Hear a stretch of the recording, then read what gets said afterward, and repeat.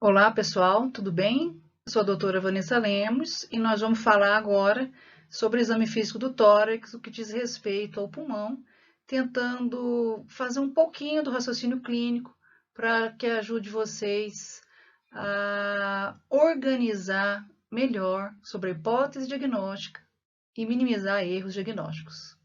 Vamos lá? Na palpação da parede torácica, por que eu vou palpar? Eu vou palpar os arcos costais, vou palpar a articulação externo-condral, vou palpar para ver se há enfisema subcutâneo e vou palpar a expansibilidade pulmonar e tentar encontrar frêmitos, frêmito tóraco vocal, brônquico e pleural. A caixa torácica. A caixa torácica, eu vou palpar os arcos costais, todas as articulações externo-condrais, por isso que a gente tem que saber a anatomia para exatamente o ponto que eu vou palpar, flexibilidade e elasticidade. Quando eu palpo o arco costal e articulação externo-condral, pode gerar dor e crepitação. Se gerar crepitação e dor, inferir fratura, mas para você inferir fratura, o paciente vai ter um histórico de trauma, por exemplo, um histórico de acidente, um histórico de agressão ou de violência. E nos arcos costais, mas principalmente na articulação externo-condral, pode ser um sinal de esternocondrite, e o paciente tem dor torácica por causa disso. Outra coisa que a gente deve fazer é palpar enfisema subcutâneo, que é a presença de ar no tecido celular subcutâneo, ou seja, enfisema, ar onde? No subcutâneo. Você vai ter a sensação de palpar bolhas. Então, vai haver uma dissecção lá alvéolo e endotélio, e epitélio, desculpa, e vai dissecar em direção ao subcutâneo. Pode também dissecar nos espaços intercostais, como eu falei, pescoço e até mandíbula, dependendo do grau de agressão pulmonar. Esse enfisema subcutâneo, então, eu vou ter esse ar nessa região intercostal, no pescoço e pode subir para a mandíbula.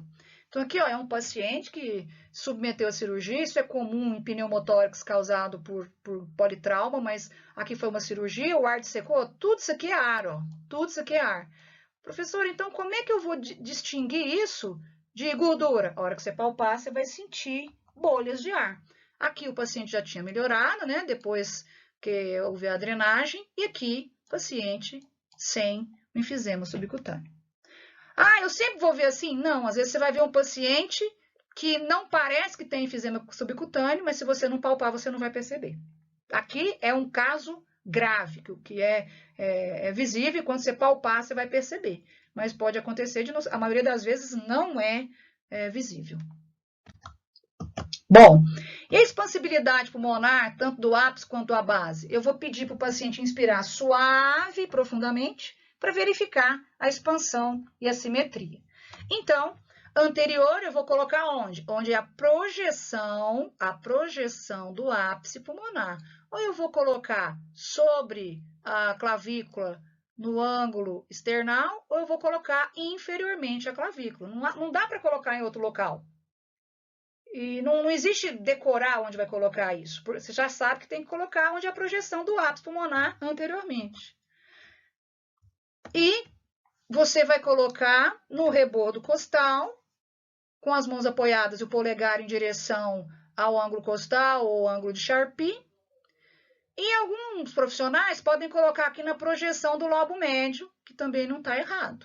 Mas você tem que saber exatamente onde está a anatomia. Senão, você vai colocar a mão no lugar errado. E o que você vai estar examinando?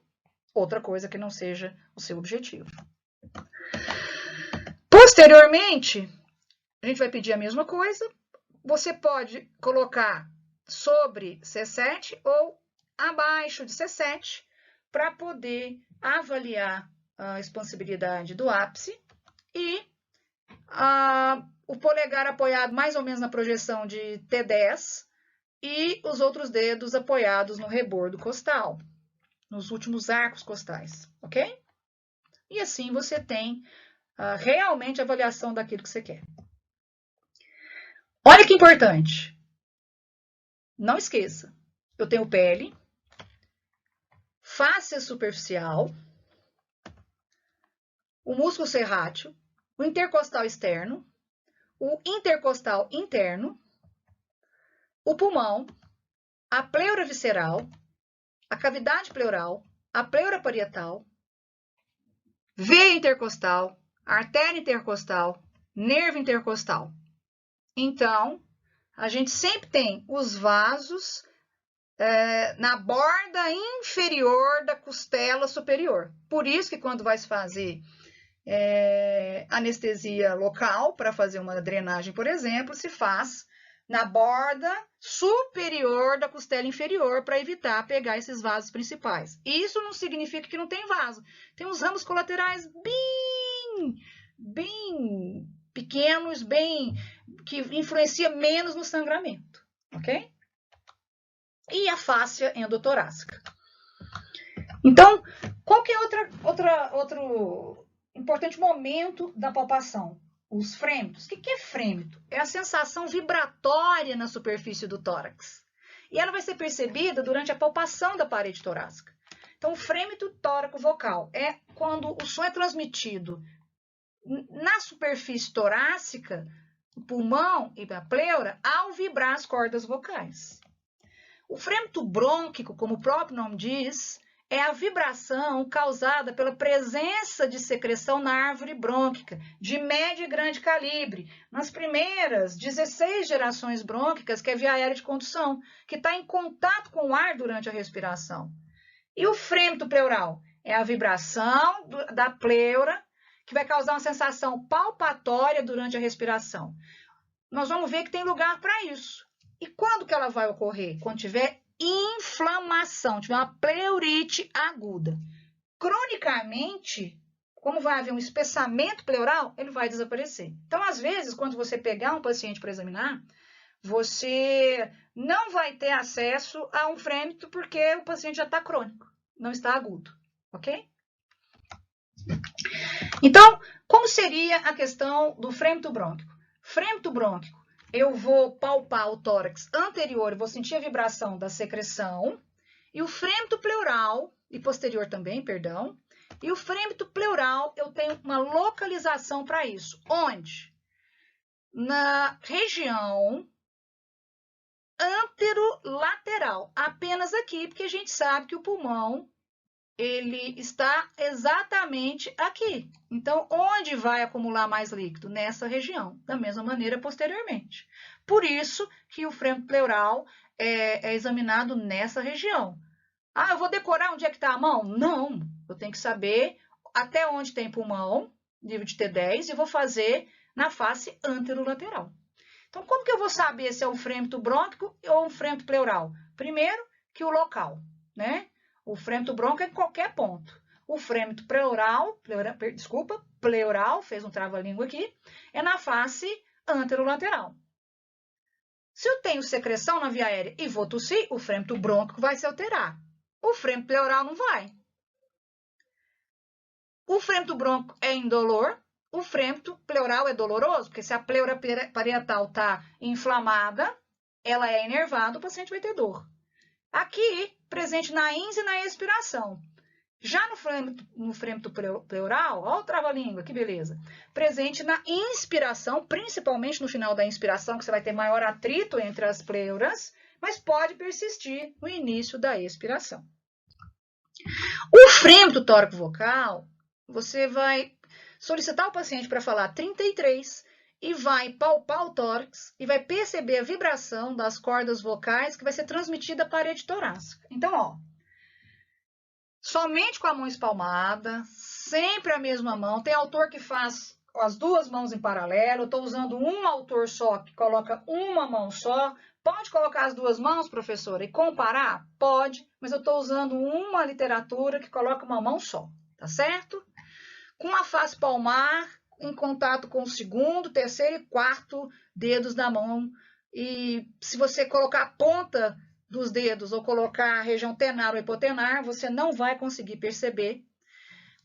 Pede para falar a expressão 33 de cima para baixo e comparar as regiões simétricas. Então, como que eu vou fazer? Eu vou interpretar esse som, porque as regiões são heterogêneas, então os dedos da articulação. Vou fazer em Z comparando as regiões, ok? 33, 33, 33, 33, 33, 33. Uma coisa muito importante, nós já falamos da projeção do bronco principal direito e esquerdo. Na região interescapular direita, na altura, principalmente direita, na altura de T3 e T4, é onde tem a carina posteriormente. O som é mais intenso porque é a projeção do bronco principal direito, que ele é mais calibroso, gerando aumento da vibração do som na parede torácica. Então, se a árvore brônquica está permeável, o som vai progredir. Maior a intensidade do som, quanto maior for o calibre brônquico, você vai perceber que maior projeção do som atinge a periferia, o frêmito fica mais intenso à direita, interescapular, por causa da projeção do bronco principal direito. E do ponto de vista patológico, eu posso ter patologia pulmonar, pleural e bronquial. Por quê? Esse meio, sendo heterogêneo, dificulta a transmissão do som até a parede torácica. Então, como é que funciona? O frêmito tórico-vocal é uma onda mecânica. E ela se propaga melhor em meios com maior densidade e se propaga menos em meios mais heterogêneos. Então, se eu tenho uma pneumonia, uma tuberculose, como uma doença do parênquima, uma síndrome parenquimatosa, o frêmito tórico-vocal vai estar aumentado. Por quê? O alvéolo vai ser substituído o ar vai ser substituído por líquido, por secreção, vai aumentar a densidade dentro desse alvéolo e do parênquima pulmonar. E com a consolidação, o parênquima altera a homogeneidade, fica mais homogêneo e vai facilitar a transmissão do som.